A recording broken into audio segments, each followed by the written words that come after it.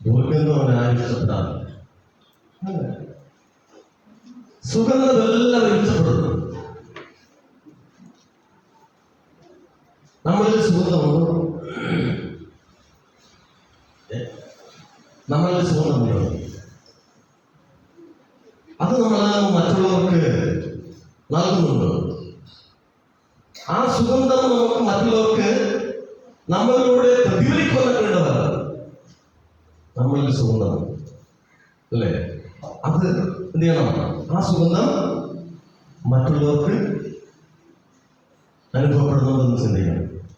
സാധാരണ നമ്മളൊക്കെ നല്ല വില കൂടിയതായ സ്പ്രേയും സെന്റും ഒക്കെ ഇങ്ങനെ അടിച്ചു നടക്കുമ്പോഴാണ് അല്ലേ എല്ലാവരും പഠിക്കും. സാധാരണ എല്ലാവരും അതിനു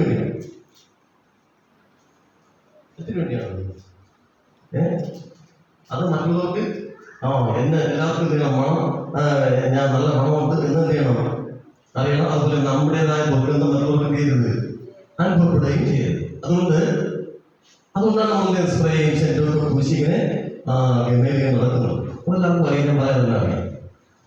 എന്നാൽ കർത്താവായ യേശു ക്രിസ്തു നമ്മളിൽ വസിക്കുന്നുണ്ട്. ആ വസിക്കുന്നുണ്ട് നമ്മളിൽ വസിക്കുന്നുണ്ട്. നമ്മൾ സുഗന്ധമുള്ളവരായിരിക്കും, എപ്പോഴും സുഗന്ധമുള്ളവരായിരിക്കണം. അത് മറ്റുള്ളവർക്ക് അനുഭവിക്കാൻ നമുക്ക് സാധിക്കണം. കർത്താവ് നമ്മളിൽ വസിക്കരുത്. ഉറപ്പാണോ? കർത്താവ് നമ്മളിൽ വസിക്കുന്ന കാര്യം ഉറപ്പാണോ? അങ്ങനെയാകുമെങ്കിൽ ആ ഒരു സുഗന്ധം മറ്റുള്ളവർക്ക് അനുഭവവേദനയായിരിക്കണം. കസ്തൂരി എന്ന് പറയുന്ന ഒരു സാധനം, കസ്തൂരി അറിയാമോ? കസ്തൂരി എവിടെ നിന്നാണ്? കസ്തൂരി മാല അല്ലേ? കസ്തൂരി മാലാണ് സുഗന്ധം. അതിങ്ങനെ സുഗന്ധവും കൊണ്ട് നടക്കുകയാണ്. പക്ഷെ അതിനറിയില്ല അല്ലേ? ഇങ്ങനെ ഒരു സുഗന്ധം അതിൽ ഉണ്ടെന്നുള്ള കാര്യം അതിനറിയില്ല. അത് ഇങ്ങനെ എന്തെങ്കിലും മറ്റൊക്കെ കടിക്കാൻ പോകുന്ന പിരിയുന്ന സ്ഥലത്തൊക്കെ ചെയ്യും. മണം ഇങ്ങനെ എടുക്കും. അതിനറിയില്ല അതിൽ നിന്നാണ് ഇങ്ങനെ മണം വരുന്നതെന്ന്. കസ്തൂരി മാല അറിയില്ല. അതിങ്ങനെ സുഗന്ധവും കൊണ്ടിങ്ങനെ നടക്കുകയാണ്. അതുപോലെ നമ്മളും സുഗന്ധവും കൊണ്ട് നടക്കുകയാണ് അല്ലേ? സുഗന്ധമുള്ളവരായിട്ട് നടക്കുകയാണ്. ഉണ്ടോ? നമുക്കെല്ലാം സുഗന്ധമുണ്ടോ? നിശ്ചയമായിട്ടും. വേദപുസ്തകം നമ്മൾ എങ്ങനെ പഠിപ്പിക്കുന്നു? എങ്ങനെയാ പഠിപ്പിക്കുന്നത്? 5 അധ്യായം 15 വാക്യം. 2 Corinthians 2 അധ്യായം 15 വാക്യം വായിക്കുമ്പോൾ രക്ഷിക്കപ്പെടുന്നവരുടെ ഇടയിലും നശിക്കുന്നവരുടെ ഇടയിലും ഞങ്ങൾ ദൈവത്തിന് ക്രിസ്തുവിന്റെ സൗരഭ്യവാസന ആകുന്നു. മക്കളെ, സൗരഭ്യമുള്ളവരായിരിക്കണം, വാസനയുള്ളവരായിരിക്കണമെന്ന് പറയുകയാണ്. സൗരഭ്യവാസന ക്രിസ്തുവിനെ പ്രചരിപ്പിക്കുന്നതിന്, ക്രിസ്തുവിനെ നമുക്ക് മറ്റുള്ളവർക്ക് പകർന്നു നൽകുന്നതിന് നമ്മൾ ആരായിരിക്കണം? സൗരഭ്യവാസനയുള്ളവരായി മാറണം. എങ്ങനെയുള്ളവരുടെ ഇടയിലാണ്? രക്ഷിക്കപ്പെടുന്നവരുടെ ഇടയിലും നശിക്കുന്നവരുടെ ഇടയിലും നമ്മൾ എന്ത് ചെയ്യണം? ദൈവത്തിന് ക്രിസ്തുവിന്റെ സൗരഭ്യവാസന, ക്രിസ്തുവിന് വേണ്ടി സൗരഭ്യവാസന പ്രതിഫലിപ്പിക്കുന്നവരായി മാറണം. അപ്പോ നമ്മൾ കസ്തൂരിമാനെ പോലെ സൗരഭ്യമുണ്ട് അല്ലേ? നടക്കുക. നമ്മളെ കർത്താവായ യേശു ക്രിസ്തു വസിക്കുന്നത് കൊണ്ട് നാം സൗരഭ്യവാസനയുള്ളവരാണ്. ഇത് മറ്റുള്ളവർക്ക് ചെയ്യണം, അനുഭവവേദ്യമായി മാറണം. നമുക്കൊരു നിമിഷം പ്രാർത്ഥിക്കാം. ഈ അഖിലാണ്ടത്തിന്റെ സൃഷ്ടിതാവും പരിപാലകമായിരിക്കും ഞങ്ങൾ വാഴ്ത്തപ്പെട്ട നല്ല ദൈവമേ കർത്താവേ, തിരുനാമത്തിന് സ്തോത്രം. പ്രഭാതത്തിൽ കേൾപ്പിച്ച വചനത്തിനായി നന്ദിയോടെ ഞങ്ങൾ സ്തുതിക്കുന്നു കർത്താവേ, സ്തോത്രം ചെയ്യുന്നു. പരിശുദ്ധനായ ദൈവത്തിന്റെ കൃപാകടാക്ഷം ഞങ്ങളുടെ മേൽ പകരുമാറാകണം. വചനം ശുശ്രൂഷിക്കുന്ന അടിയൻ കർത്താവുള്ളത്, കർത്താവ് കേൾക്കുന്നതായ പ്രിയമുള്ളവരും അങ്ങേക്കുള്ളത്. അതിനാൽ വചനം കർത്താവേ, ഇത് കർത്താവെ മറ്റുള്ളവർക്ക് പറഞ്ഞു നൽകുവാൻ അടിയനെ സഹായിക്കണം. അടിയനെ ബലപ്പെടുത്തുന്നതാകണം. അവിടുത്തെ കൃപയും സാമർത്ഥ്യം അടിയങ്ങൾ പകരുന്നതാകണമേ എന്ന് പ്രാർത്ഥിക്കുന്നു. കർത്താവെ, അവിടുത്തെ കരങ്ങളിലേക്ക് സമർപ്പിക്കുന്നു. നാമവും മാത്രം കേട്ടിരിക്കണം. സകലവും യേശു ക്രിസ്തു മഹത്വമുള്ള നാമത്തിൽ തന്നെ. ആമേൻ. സ്തോത്രം. പോകണം. ഇവിടെ എല്ലാവരും ഈ സൗരഭ്യം ആഗ്രഹിക്കുന്നതാണ്. ഏത് രൂപത്തിലായാലും ദുർഗന്ധം നമ്മൾ ആഗ്രഹിക്കുന്നില്ല, ഇഷ്ടപ്പെടുന്നു. എന്നാൽ ഓരോ വ്യക്തികളുടെയും ചെയ്തികൾ മൂലം അവർ ദുർഗന്ധമുള്ളവരായിത്തീരുന്നു.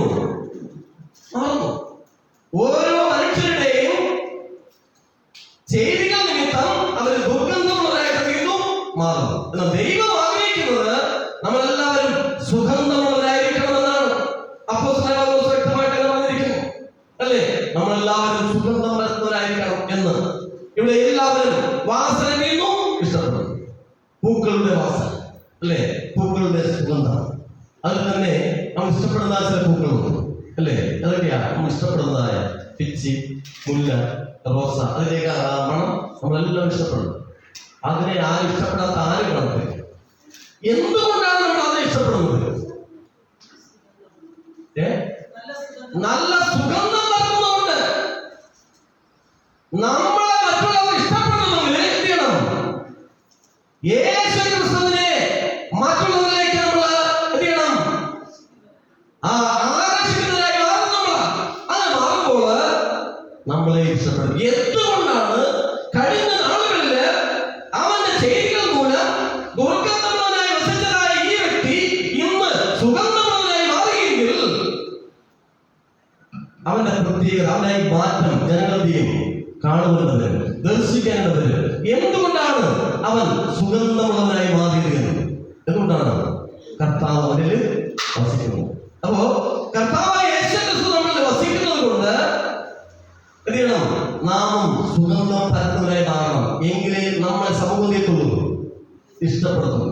നമ്മള് പിച്ചി, മുല്ല, റോസ് അതുപോലുള്ളതായ പുഷ്പങ്ങളുടെ മണം നമ്മൾ ഇഷ്ടപ്പെടുന്നത് പോലെ നമ്മുടെ നല്ല സ്വഭാവങ്ങളെ കണ്ട് നാം ക്രിസ്ത്യാനി ആയതുകൊണ്ട് മറ്റുള്ളവർക്ക് നമ്മളെ എന്ത് ചെയ്യാൻ സാധിക്കണം?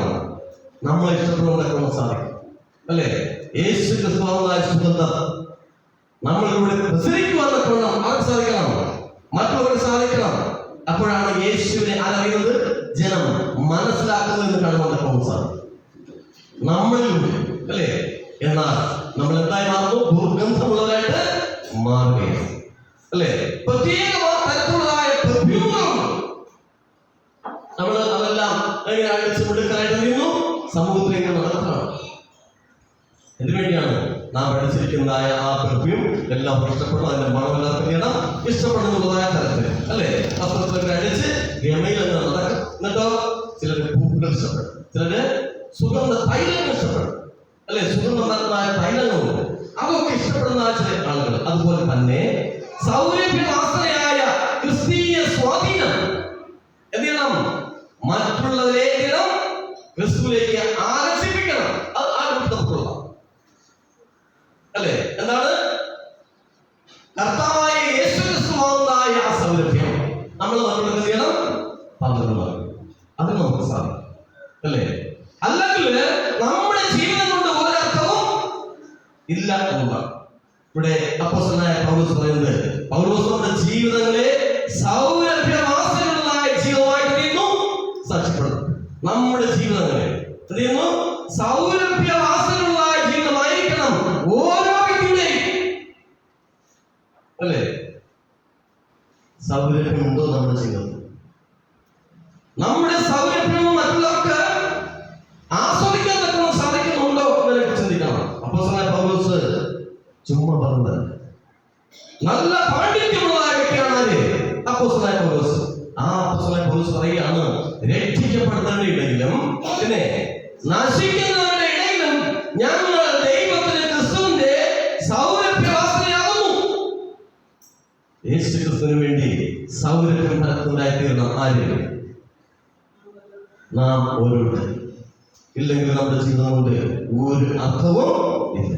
അതുപോലെ തന്നെ സുവിശേഷത്തിന്റെ സൗരഭ്യവാസന മറ്റുള്ളവരുമായി പങ്കുവെക്കുന്നില്ല എങ്കിൽ എന്താ പറയുന്നത് അറിയാമോ? സുഗന്ധ തൈലം അടച്ചു വെച്ചിരിക്കുന്നത്, അടപ്പെട്ട് കൂട്ടി വെച്ചിരിക്കുന്നത് കുപ്പിക്കകത്താണ് അല്ലേ. സുഗന്ധ തൈലം നല്ല മണമുള്ളതായ തൈലം, അത് കുപ്പിക്കകത്ത് അടപ്പെട്ട് നന്നായി കൂട്ടി വെച്ചിരിക്കുക.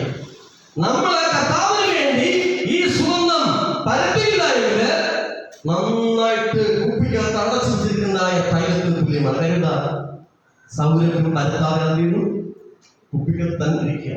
അടപ്പ് തുറന്നിട്ടില്ല, അതുപോലെ ആയിപ്പോകുന്നത്. അടപ്പ് തുറക്കാനാല് എത്ര സൗരഭ്യമുള്ളതായ തൈലമായാലും അത് അങ്ങനെ തന്നെ ഇരിക്കും, ഒരു മണം പുറത്തു വരത്തില്ലേ. അതുപോലെ ആയിപ്പോകുന്നു. അതുകൊണ്ട് വേണം യേശു ക്രിസ്തുവിന് വേണ്ടി സൗരഭ്യമുള്ളതായി നമുക്ക് സാധിക്കണം അല്ലേ. ദൈവത്തിന്റെ വചനം മറ്റുള്ളവർക്ക് പകർന്നു നൽകണം. ആ ചൈതന്യം, ആ സ്നേഹം എല്ലാം ചെയ്യണം. മറ്റുള്ളവർക്ക് പകർന്നു നൽകുമ്പോൾ ആദ്യം മറ്റുള്ളവരുടെയും അനുഭവിക്കുവാൻ ഇടയായിത്തീരും. അങ്ങനെ നമ്മൾ ഓരോരുത്തരും സുഗന്ധമുള്ളവരായിട്ട് സൗരഭ്യം പരത്തുന്നവരായിട്ട് ഈ ലോകത്തിൽ ജീവിക്കണമെന്നാണ് അപ്പോസ്തലനായ പൗലോസ് ചെയ്യുന്നത് നമ്മളോട് പറയുന്നത്. 1 കൊരിന്ത്യർ 1-ാം അധ്യായം അതിന്റെ 18-ാമത്തെ വാക്യം വായിക്കുമ്പോൾ അവിടെ എന്താ പറയുന്നറിയോ?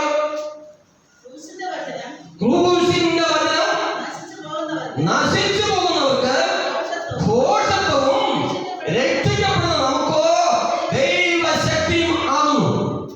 നോക്കണം, ക്രൂശിന്റെ വചനം. ക്രൂശിനെ സൂചിപ്പിക്കുന്നു കഷ്ടതയെ സൂചിപ്പിക്കുന്നു, പ്രയാസങ്ങളെ സൂചിപ്പിക്കുന്നു, അല്ലേ? ഭാരങ്ങളെ സൂചിപ്പിക്കുന്നു. ക്രൂശിന്റെ ആ വചനം നശിച്ചു പോകുന്നവർക്ക് ഭോഷത്വം. അവർ പറയും അയ്യോ എന്താണ് ഭോഷത്വം എന്ന് പറയും. എന്നാല് രക്ഷിക്കപ്പെടുന്നതായ നമുക്കോ ദൈവശക്തിയും ആകുന്നു ഈ ദൈവത്തിന്റെ വചനം, അല്ലേ? നശിക്കാൻ തക്കവണ്ണം തയ്യാറാക്കിയിരിക്കുന്നവർക്ക് ഈ ദൈവത്തിന്റെ വചനം എന്താ? ഭോഷത്വമാണ്. എന്നാൽ രക്ഷയ്ക്ക് വേണ്ടി ആഗ്രഹിക്കുന്ന നമുക്കെന്താണ്? അത് ദൈവത്തിന്റെ ശക്തിയാണ്. അതുകൊണ്ട് ഈ വചനത്തിൽ ജീവിക്കാൻ തക്കവണ്ണം, വചനത്തിന് അധിഷ്ഠിതമായിട്ട് നമ്മുടെ ജീവിതത്തെ ക്രമീകരിക്കാൻ തക്കവണ്ണം നമുക്ക് സാധിക്കും. അല്ലെങ്കിൽ നമ്മള് ദുർഗന്ധം വരുത്തുന്നവരായി മാറും. ദുർഗന്ധമുള്ളവരായി സൗരഭ്യം വരുത്തുന്നവരായി മാറുവാൻ തക്കവണ്ണം ദൈവത്തിന്റെ വചനം നമ്മളോട് സുവിശേഷിക്കുമ്പോൾ നമ്മൾ എന്ത് ചെയ്യുന്നു? നമ്മുടെ ഈ ജീവിതത്തെ നമ്മൾ ദുർഗന്ധമുള്ളതായ ജീവിതമാക്കേണ്ടിയിരുന്നു മാറ്റണം. നമ്മൾ ആരുടെയൊക്കെ ഇടയിൽ സൗരഭ്യമുള്ളവരായിരിക്കണം. ആരുടെയൊക്കെ ഇടങ്ങളിൽ നമ്മൾ സൗരഭ്യമുള്ളതായിരിക്കണം. ചിന്തിക്കണം, അല്ലേ? സ്വന്തം ഭവനത്തിലാകുന്നതായിരിക്കണം, സൗരഭ്യം വരുത്തുന്നവരായിരിക്കണം. സ്വന്തം ഭവനത്തിൽ, അല്ലെ? നമ്മുടെ ചുറ്റിയോട് കൂടിയതായ പെരുമാറ്റങ്ങൾ, നമ്മുടെ നമ്മുടെ ജീവിതശൈലികൾ, നമ്മുടെ സംസാരം, നമ്മുടെ എല്ലാ കാര്യാദികളും അറിയണം. ആദ്യം എവിടെ പരത്തണം? സ്വന്തം ഭവനത്തിൽ, സ്വഭവനത്തിൽ. പിന്നെ ആരിലേക്ക്? നമ്മുടെ മക്കളിലേക്ക് പകരണം ആ സൗരഭ്യം. അല്ലെങ്കിൽ നമ്മുടെ മക്കളിലേക്ക് ആ സൗരഭ്യം പകർന്നു കൊടുക്കുവാൻ നമുക്ക് സാധിക്കണം. നാം പകർന്നു കൊടുക്കുന്ന സൗരഭ്യം കണ്ട് ആര് വളരണം? നമ്മുടെ കുഞ്ഞുങ്ങൾ വളരണം. അവരും സൗരഭ്യമുള്ളതായ മക്കളായിട്ടെയും വളർന്നു വരുവാൻ ഇടയായിത്തീരും. പിന്നെ സമൂഹത്തിൽ നമ്മളായി മാറണം, സൗരഭ്യമുള്ളതായി മാറണം. സമൂഹത്തിൽ നമ്മൾ സൗരഭ്യമുള്ളതായി മാറണം. പിന്നെ എവിടെയാ? കൂട്ടുകാരുടെ ഇടയിൽ, നമ്മുടെ സഹപാഠികളുടെ ഇടയിൽ നമ്മൾ സൗരഭ്യമുള്ളവരായിട്ട് മാറണമെന്ന് വിശുദ്ധ വേദപുസ്തകം പഠിപ്പിക്കുന്നു. പിന്നെന്താ? കുടുംബ ജീവിതങ്ങൾ, അല്ലേ? കുടുംബ ജീവിതങ്ങൾ സൗരഭ്യമുള്ളവരായിട്ട് മാറണം. അയൽക്കാരില്, ദേശക്കാരില് എല്ലാം നമ്മൾ സൗരഭ്യമുള്ളവരായിട്ട് മാറണം എന്ന് അപ്പോസ്തലനായ പൗലോസ്, നല്ല പാണ്ഡിത്യമുള്ളതായ വ്യക്തിയാണ് അപ്പോസ്തലനായ പൗലോസ്. അദ്ദേഹം പറഞ്ഞിരിക്കുകയാണ്, നാം സൗരഭ്യവാസമുള്ളവരായിട്ട് മാറണമെന്ന് ഇന്ന് പ്രഭാതത്തില് ദൈവത്തിന്റെ വചനം നമ്മെ കൽപ്പിച്ചിരിക്കും. അതിനാൽ പ്രിയമുള്ള ദൈവത്തിന്റെ ജനമേ, ഒരു പുതുക്കമുള്ള അനുഭവം നമുക്ക് ജീവിക്കാൻ സാധിക്കണം. കഴിഞ്ഞ വർഷങ്ങളിൽ നമ്മൾ തീരുമാനിച്ച് കാണുന്നത് എന്താ? ഈ 2026 എന്ത് ചെയ്യണം? എനിക്കൊരു നല്ല മനുഷ്യനായിട്ട് ചെയ്യണം, സൗരഭ്യമുള്ള മനുഷ്യനായിട്ട് ചെയ്യണം, ഈ ലോകത്തിൽ ജീവിക്കണം തീരുമാനമെടുത്തതായ പലരും ഉണ്ടായിരിക്കും. പക്ഷെ എത്ര കണ്ടത് വിജയിച്ചു എന്ന് പറയാൻ നമുക്ക് സാധ്യമല്ല, അല്ല? ഈ മദ്യപാനികൾ ഞാൻ നാളെ പുതിയ നിർത്തും, അല്ലേ? പിന്നെ അതുവഴി കടന്നു പോകുമ്പോഴത്തെ റോഡിലൊക്കെ ഇരിക്കുന്നതിനെ കാണുമ്പോ എന്ത് ചെയ്യും? വീണ്ടും ആരംഭിക്കും. അങ്ങനെയുള്ളതായ തീരുമാനമായി മാറരുത്. നമ്മൾ എടുക്കുന്ന തീരുമാനം ശക്തമായിട്ട് ചെയ്യണം. ഉറച്ചു നിൽക്കാൻ നമുക്ക് സാധിക്കാം. 2 കൊരിന്ത്യർ 4-ാം അധ്യായം 3-4 വാക്യം വായിക്കുമ്പോൾ അവിടെ എന്താ പറയുന്നത്? 2 കൊരിന്ത്യർ 4-ാം അധ്യായം 3-4 വാക്യം വായിക്കുമ്പോൾ അവിടെ എന്താ പറയുന്നത്? ഞങ്ങളുടെ സുവിശേഷം മറന്നിരിക്കുന്നുവെങ്കിൽ നശിച്ചു പോകുന്നവർക്ക് സുവിശേഷം മറന്നിരിക്കുന്നു. നശിച്ചു പോകുന്നവർക്ക് സുവിശേഷം മറന്നിരിക്കുന്നു പറയുന്നു. എന്നാലോ ദൈവപ്രതിനിധിയായ ക്രിസ്തുവിന്റെ തേജസ്സുള്ള സുവിശേഷത്തിന്റെ പ്രകാശനം ശോഭിക്കാതിരിക്കാൻ ഈ ലോകത്തിന്റെ ദൈവം അവിശ്വാസികളുടെ മനസ്സിലിരിക്കുന്നു, കുരുടാക്കി വെച്ചിരിക്കുകയാണ്. നമ്മൾ ഓർക്കണം, സുവിശേഷം അനുസരിക്കാൻ എന്താണ്? മടിയാണ്, അല്ലേ? അതിനൊന്ന് ശോധന ചെയ്യുവാൻ പലർക്കും മടിയാണ്. എന്നാല് പിശാച് അവരുടെ ഹൃദയങ്ങളിലിരിക്കുന്നു, കുരുടാക്കി വെച്ചിരിക്കുന്നുണ്ട്. സുവിശേഷത്തിൽ ഇറങ്ങിയിരിക്കുന്ന സത്യം ഗ്രഹിപ്പാൻ തക്കവർക്ക് സാധ്യമായി തീരുന്നില്ല, അവരെ അനുവദിക്കുന്നില്ല എന്ന് പറയാൻ യാഥാർത്ഥ്യം. സുവിശേഷം വിശ്വസിക്കുന്നവരില്ല. ഈ ലോകത്തിന്റെ പ്രഭുവായിരിക്കുന്ന പിശാച് അനുവദിക്കുന്നില്ല എന്നതാണ് യാഥാർത്ഥ്യം. അങ്ങനെ അവർ ചെയ്യുന്നു, ജീവിതം മൊത്തത്തിൽ നീന്നു ദുർഗന്ധമുള്ളവരായി ജീവിക്കാം, അല്ലേ? സുഗന്ധം പരത്തിന് പകരം ദുർഗന്ധമുള്ളവരായിട്ട് വീണ്ടും ജീവിക്കും. ഇവിടെ മർക്കോസിന്റെ സുവിശേഷം 8-ാം അധ്യായം 38-ാമത്തെ വാക്യം എന്ന് പറയുന്നത്, ആരെങ്കിലും എന്നെയും എന്റെ വചനങ്ങളെയും കുറിച്ച് നാണിച്ചാൽ, ചിലർക്ക് നാണമാണ്, ദൈവത്തിന്റെ വചനം കേൾക്കാനാണ്, കൊണ്ടു നടക്കാനാണ്, അല്ലേ? ദൈവത്തിന്റെ വചനം പറയുന്നു, ആരെങ്കിലും എന്റെയും എന്റെ വചനങ്ങളെയും കുറിച്ച് നാണിച്ചാൽ അവനെ കുറിച്ച് മനുഷ്യപുത്രനും തന്റെ പിതാവിന്റെ തേജസ്സില് വിശുദ്ധന്മാരുമായിട്ട് വരുമ്പോൾ അവന് നാണിക്കേണ്ടവരും. ഇതെങ്ങനെയാ നാണിക്കുന്നത്?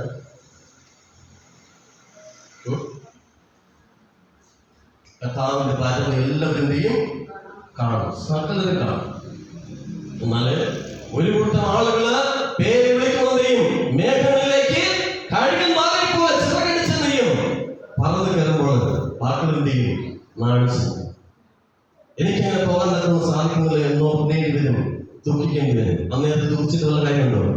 ഒരു കാര്യമില്ല, അല്ലേ?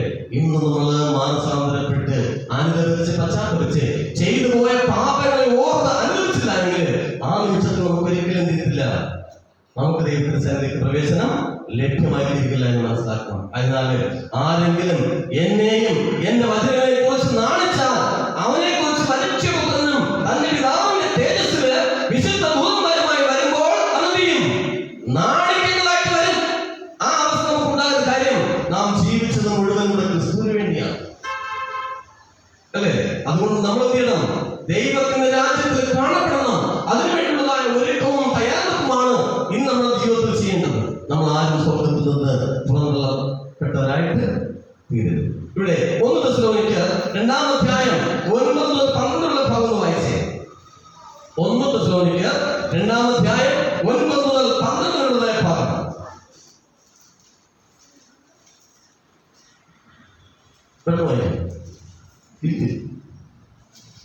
ഒന്ന് തെസ്സലോനിക്കർ 2-ാം അധ്യായം 9-12 ഭാഗം. സഹോദരന്മാരെ, ഞങ്ങളുടെ അധ്വാനവും പ്രയാസവും നിങ്ങൾ ഓർക്കുന്നുവല്ലോ. നിങ്ങളിൽ ആർക്കും ഭാരമായി തീരുന്നു വെച്ച് ഞങ്ങൾ രാവും പകലും വേല ചെയ്തുകൊണ്ട് സുവിശേഷം പ്രസംഗിച്ചു. രാവും പകലും വേല ചെയ്തുകൊണ്ടാണ് എന്ത് ചെയ്തത്?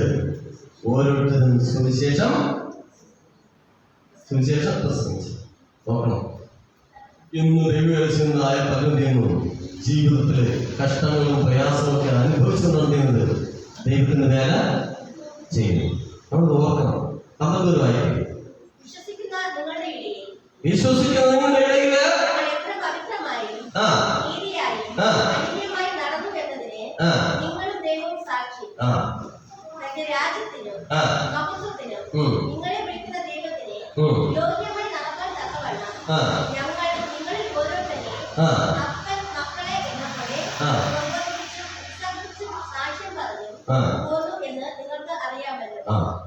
എത്രമാത്രം ശുഷ്കാന്തിയോടുകൂടി ആത്മാർത്ഥതയോടുകൂടിയാണ് ദൈവത്തിന്റെ വചനം നമ്മുടെ പൂർവികർക്ക് ഘോഷിച്ചത്. എന്തിനാണ്? നമ്മുടെ ഹൃദയങ്ങളിലേക്ക് ദൈവത്തിന്റെ വചനം ആഴ്ന്ന് ഇറങ്ങി വന്നിട്ടുണ്ട്. പക്ഷെ നമ്മൾ നീങ്ങില്ല, അതിനുവേണ്ടി ശ്രദ്ധ കൊടുക്കുന്നില്ല, അതിനുവേണ്ടി നീങ്ങില്ല, പ്രയത്നിക്കുന്നില്ല എന്ന് യാഥാർത്ഥ്യം. ദൈവത്തിന്റെ വചനത്തിൽ നിന്നുള്ള ഓരോരുത്തരും തള്ളിക്കളയുക. കാരണം വചനത്തിൽ അനിഷ്ടമായിട്ട് ജീവിച്ചതായ പല ആളുകളെ എന്ത് ചെയ്തു? പിശാച് അവരുടെ ഹൃദയങ്ങളെ ഉരുളാക്കളഞ്ഞു. കാര്യം, ഇത് അന്ത്യകാലത്തില് കള്ള ക്രിസ്തുക്കളും കള്ള പ്രവാചകന്മാരും എഴുന്നേറ്റ് കഴിയുമെന്തെയും വൃദ്ധന്മാരെയും തെറ്റിപ്പാനായി വലിയ അത്ഭുതങ്ങളും അടയാളങ്ങളും കാണിക്കും. ഇന്ന് മനുഷ്യൻ മുഴുവനും അത്ഭുതങ്ങളുടെയും അടയാളങ്ങളുടെയും പുറകിലാണ്. അത്ഭുതവും അടയാളവും ഇല്ലാത്ത സ്ഥലത്ത് ആരില്ല, ആ മനുഷ്യരില്ല. എല്ലാവരും അത്ഭുതങ്ങളുടെയും അടയാളത്തിന്റെ പുറകെ പോയി, അല്ലെ? വിശ്വാസം എല്ലാം തെറ്റിപ്പോയി. എല്ലാവരും തെറ്റിക്കാൻ തക്കവണ്ണം പിശാച് വലിയ തന്ത്രങ്ങളും അടയാളവും ഒക്കെ കാണിച്ചുകൊണ്ടിരിക്കുകയാണ്. എന്നാൽ നാം പഠിക്കുന്നതായ ആ ദൈവവചനത്തിന് എന്ത് ചെയ്യണം? നമ്മളെ ബലപ്പെടുത്തുവാൻ തക്കണം സാധിക്കണം, നമ്മളെ ഉറപ്പിക്കാൻ തക്കണം നമുക്ക് സാധിക്കണം. ഇവിടെ സത്യത്തിന് ചെവി കൊടുക്കാതെ കെട്ടുകഥ കടന്നു പോകുന്ന ആളുകൾ നമുക്ക് കാണുന്നതൊക്കെ സാധിക്കും അല്ലേ? ഇന്ന് അതിന് പറയില്ല. പുരാണങ്ങളൊക്കെ നമ്മൾ പഠിക്കുമ്പോൾ എല്ലാം കഥകളാണ് അല്ലേ? എല്ലാം കെട്ടുകഥകളാണ്.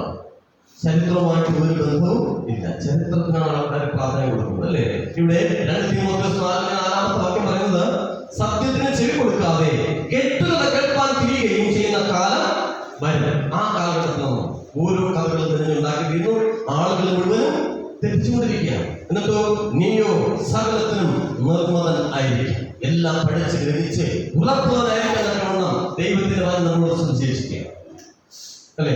കെട്ടുകഥകളുടെ പ്രകേതയിൽ ഒരിക്കലും കടന്നു പോകരുത്. നമുക്ക് ദൈവം ചെയ്തിട്ടുണ്ട്, സത്യം ദൈവം വെളിപ്പെടുത്തി തന്നിട്ടുണ്ട്. ആ സത്യത്തിന് അധിഷ്ഠിതമായിട്ട് നമ്മുടെ ജീവിതങ്ങളെ ക്രമീകരിക്കുന്നതൊക്കെ നമുക്ക് സാധിക്കണം അല്ലെ?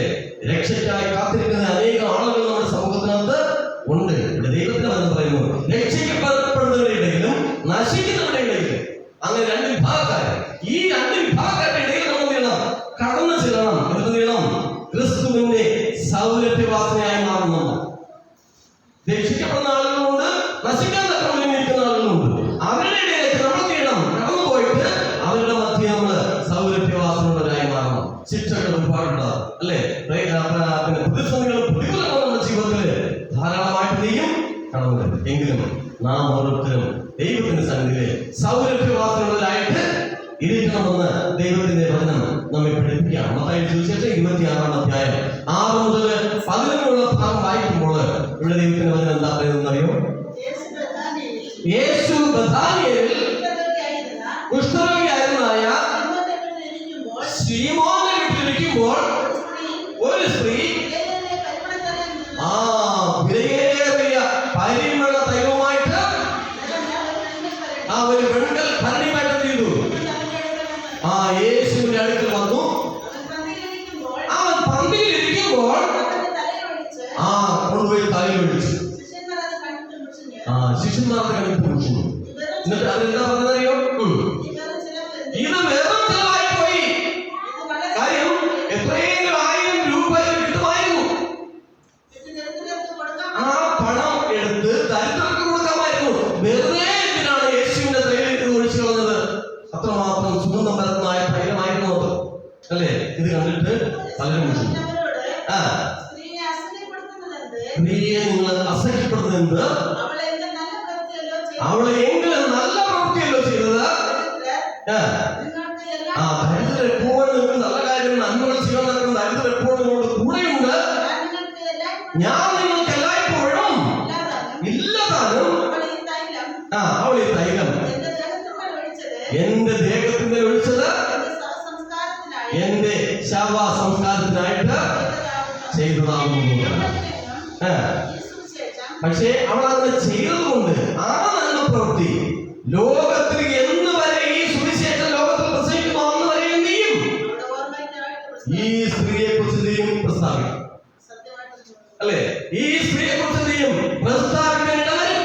അപ്പൊ ദൈവത്തിന് വേണ്ടി നാം ജീവിതത്തിൽ നല്ല കാര്യങ്ങൾ ചെയ്യുന്നുവെങ്കിൽ എന്ത് ചെയ്യും? നമ്മുടെ പേര് നിലനിൽക്കുവാനിടയായിരിക്കും.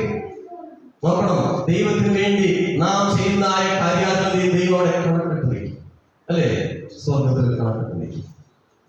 നോക്കണം, ഇവിടെ ആ സ്ത്രീ ചെയ്തപ്പോൾ ഈ സുവിശേഷം എന്ന് ഈ ലോകത്ത് നിലനിൽക്കുന്നുവോ അന്നോളം പ്രശംസിക്കുവാൻ ഇടയായിത്തീരുന്നതാണ്.